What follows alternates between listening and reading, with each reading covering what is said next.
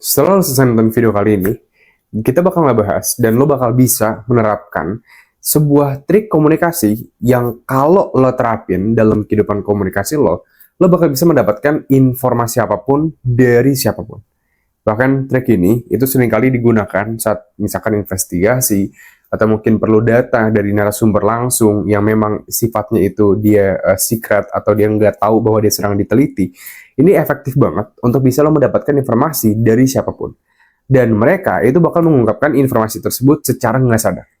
Jadi lo bakal bikin lawan bicara bisa mengungkapkan informasi yang mereka simpan itu secara nggak sadar. Jadi ini sedikit masuk ke dalam manipulasi komunikasi. Dan video ini gue buat tujuan utamanya adalah untuk lo bisa memahami mengenai konsep dari manipulasi komunikasi ini. Dan gue sepenuhnya benar-benar mengedepankan sekali untuk lo pada bisa menggunakan trik ini dan dengan pedoman moralitas. Agar ketika lo dibimbing oleh moral, lo bakal tahu kapan lo harus menggunakan trik ini untuk kebaikan bersama atau hanya untuk kepentingan lo sepihak. Jadi please, karena trik ini memang lumayan bagi gue pribadi efektif banget untuk mendapatkan informasi, tolong gunakan secara bertanggung jawab dan penuh dengan moral, pedoman moral lo. Jadi, kenalin dulu, pasti lo bingung, ada siapa nih orang muncul di YouTube gue yang ngebahas tentang ilmu komunikasi. Jadi gue adalah Jason Stanley, gue punya pengalaman lebih dari 5 tahun di bidang ilmu science communication, atau di bidang ilmu komunikasi, di mana kita mempelajari untuk aspek psikologi ketika manusia itu berkomunikasi, apa yang terjadi dalam pikiran mereka ketika mereka berkomunikasi, dan itu semua yang gue pelajarin selama 5 tahun ini. Jadi, gue juga udah punya platform edutech gue sendiri di bidang ilmu komunikasi, namanya Stanley Academy, yang sekarang udah ada 750 lebih teman-teman gue di Stanley Academy yang merasakan perubahan drastis banget setelah nerapin materi yang mereka pelajarin dari 3 Hour Communication, kursus gue di Stanley Academy di kehidupan mereka. Jadi, gue sedikit punya kredibilitas dan tips yang bakal gue bahas dalam video kali ini juga terbukti telah menghasilkan berbagai dampak banget bagi kehidupan teman-teman kita di luar sana dalam bidang komunikasi pastinya. Nah, di video kali ini ada yang menarik banget untuk gue bahas, dan ini nggak pernah gue bahas di video-video gue sebelumnya. Itu adalah gimana caranya kita menggunakan komunikasi untuk mendapatkan informasi dari siapapun. Ini berguna banget karena misalkan untuk kebaikan bersama, lo pengen tahu bahwa pasangan lo itu selingkuh atau enggak sebenarnya. Dan lo juga bisa mengetahui misalkan dalam dunia perkantoran, ada gak temen lo yang ternyata dia itu sering banget jadi orang yang toksik, tapi dia nggak mau mengakui gitu kan.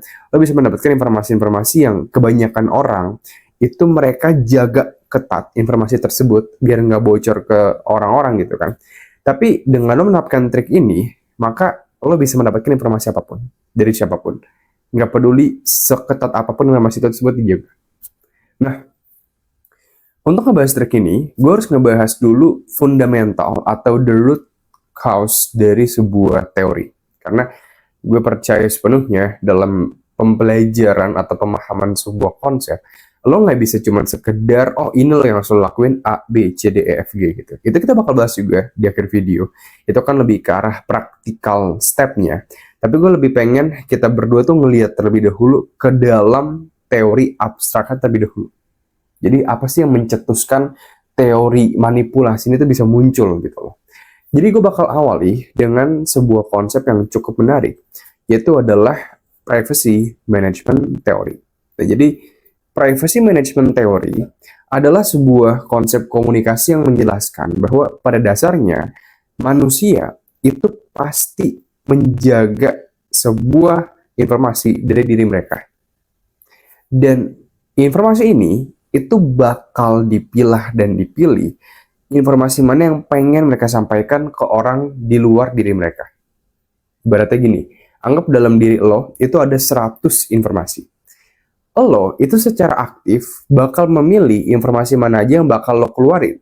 Oh, misalkan informasi 99, gue bisa kasih tahu ke teman gue. Oh, informasi 20 itu hanya khusus bagi saudara misalkan, atau bagi keluarga gue. Oh, informasi yang ke-10 misalkan, itu hanya khusus bagi pacar atau teman gue. Oh, informasi yang ke-5 itu khusus hanya bagi orang tua gue misalkan. Nah, jadi konsep-konsep yang kayak gini, itu dijelaskan dalam privacy management theory, di mana dijelaskan bahwa semakin lo dekat dengan seseorang, maka orang juga bakal lebih nyaman dan bakal lebih mudah untuk membeberkan informasi yang ada dalam diri mereka. Ibaratnya kayak tembok perlindungan informasi mereka itu bakal lebih seiring jalan itu runtuh seiring lo semakin dekat dengan orang tersebut. Nah, ini juga menjadi sebuah alasan kenapa kalau lo pernah baca dalam sosial media ini juga cukup menarik. Gue pernah baca waktu itu di, kalau nggak salah, di TikTok atau di artikel berita online, gue lupa di bagian mana. Tapi gue pernah baca bahwa ada seorang intel yang dia tuh menyamar untuk mendapatkan atau menangkap penjahat. Dia menyamar jadi istri untuk menangkap si penjahat. Dan pernikahan itu berlangsung cukup lama. Kalau nggak salah, itu sekitar 5 tahunan. Dan akhirnya si penjahat ini ya tertangkap oleh si istrinya yang ternyata dia adalah seorang intel gitu loh. Yang bagi gue menarik tuh gini loh, ya.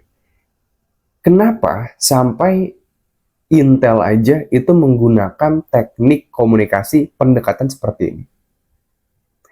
Karena pada dasarnya lo menangkap seorang pun, lo ikat pun tangan dia, dan lo melakukan hal-hal yang mungkin mimpi buruk bagi dia, hal tersebut itu nggak bakal seefektif ketika lo itu mendekatkan diri dengan dia, membangun rapport, sebutan dalam komunikasi atau kedekatan hubungan gitu kan.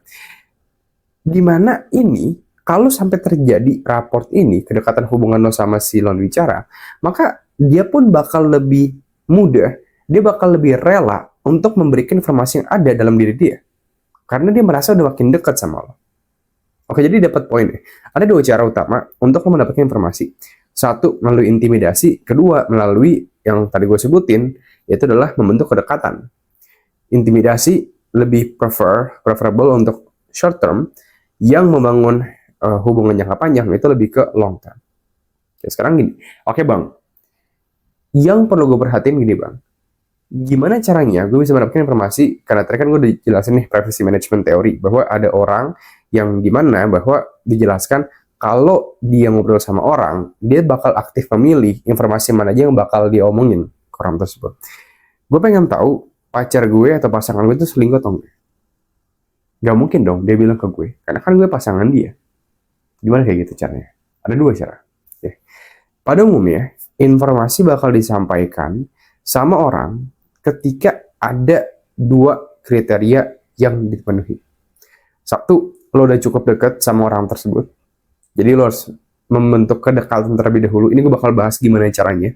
Dan yang kedua adalah lo menempatkan posisi atau subjek diri lo sebagai posisi yang tidak mengancam lawan bicara ketika dia membocorkan informasi tersebut. Oke, kita bakal bahas sedikit.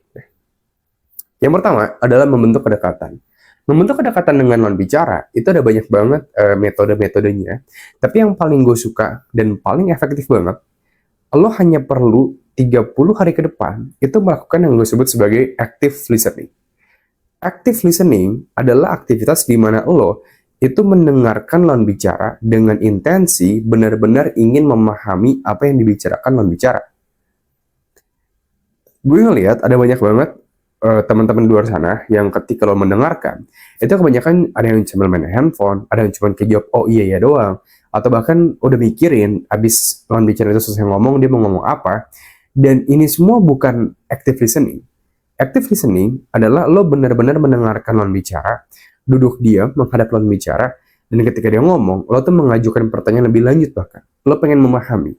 Misalkan lawan bicara bilang, oh kemarin YouTube gue dihack bro, lo bisa jawab kayak, oh kok bisa kehack? Atau misalkan kayak, gue lagi capek banget nih bro, soalnya gue sehari ini udah full banget. Terus lo bisa jawab, misalkan kalau active listening lo bisa mengajukan pertanyaan kayak, oh emang lo hari ini ada padat apa aja bro jadwalnya?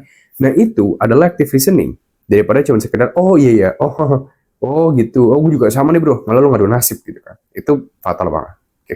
Jadi untuk membangun kedekatan, yang paling efektif dari skill komunikasi adalah 30 hari ke depan, lakuin active listening setiap kali lo ngobrol sama lawan bicara. Ini bakal mendekatkan diri lo dan lawan bicara. Kenapa bang? Karena ini juga sedikit panjang lagi, tapi basically teorinya itu ada yang disebut sebagai share meaning, atau semakin banyak cerita yang diceritakan oleh lawan bicara kepada lo, maka secara nggak langsung dia tuh udah mendekatkan diri dia dengan lo.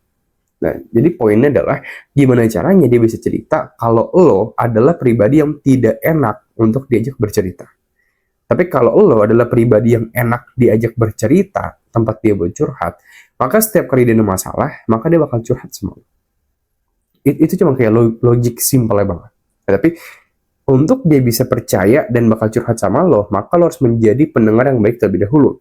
Pendengar yang baik bisa lo dapatkan dengan satu tadi, ingin benar-benar memahami lawan bicara secara mindset.